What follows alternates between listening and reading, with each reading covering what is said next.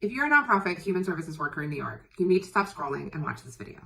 The state budget just passed, and we were disappointed to see that it did not include full just pay for nonprofit human services workers. It only included a 2.84% cost of living adjustment, a COLA, for human services workers under a state contract, which fell short of the 3.2% we needed for wages just to keep up with inflation. Advocates for the Just Pay campaign, which may have included you and many of your colleagues, fought very hard for the 3.2%. So this budget is a reminder that we can't depend on COLAs alone to achieve true pay equity. We need systemic policy change so the state can no longer use your salaries as annual bargaining chips.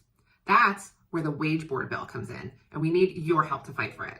So what is a wage board bill? First, did you know that nonprofit human services workers make about 30% less than their government counterparts that do similar or the exact same job? Here's how the wage board bill would help close that gap. First, the bill would create a wage board consisting of 12 people who will investigate the pay gap and make recommendations on ways to achieve equitable wages for nonprofit human services workers. Then, the wage board will publish a final report with their recommendations. Finally, the board will bring these recommendations to the governor and the legislature, and we collectively will advocate for them to be implemented.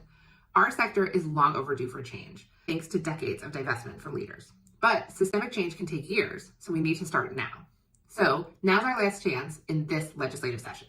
We need to ensure it gets passed by the full state legislature this June so that it can go to the governor's desk for signing. If we don't get it passed in June, we have to wait until next year to try again.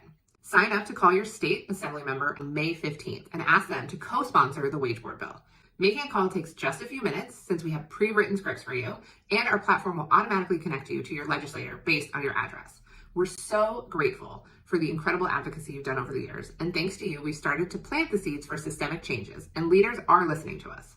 Now, let's get this wage board bill passed by calling your legislator on May 15th.